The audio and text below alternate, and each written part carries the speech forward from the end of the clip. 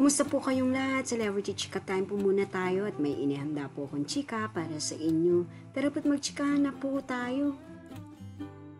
May Mendoza at Alden Richards latest updates at kaganapan. Yes mga maka-Celebrity Chika Time, yan po ang ichichika ko sa inyo na lubos yung pong usap-usapan ngayon sa social media ng mga netizens, lalong-lalo na nga po ng mga followers at supporters ni Mengay at Tisoy. Si Maine nga po ay nasa Belo para magpa-beauty at si Alden naman super try ng kanyang OOTD sa Guillermo Awards Night.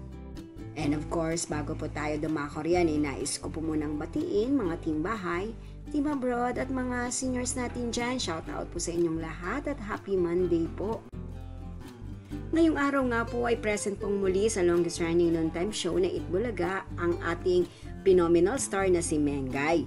And of course, nagpa-beauty rin po ito sa Belo Beauty na kung saan nga po ay talaga naman nga pong hindi pinapalampas ni May na magpunta sa Belo para sa kanyang skincare. Narito po at panoorin po natin ang pagpapabeauty ni Mengay sa Belo.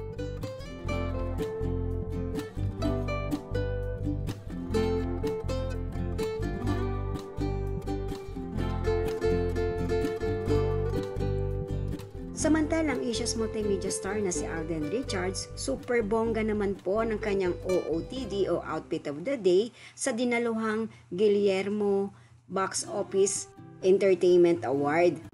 Ibang klase po talaga ang mga OOTD ni Alden na super expensive na ay super ganda pa po. Narito po at panoorin po natin ang ginawang paghahanda ni Alden at ang kanyang ipinakitang mga kasuotan.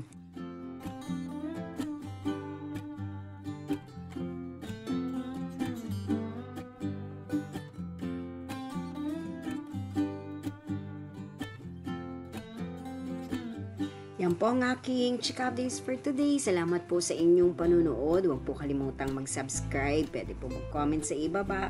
Basta't wag lamang po harsh o nakakasakit sa isa't isa. Salamat po muli. Spread love, not hate.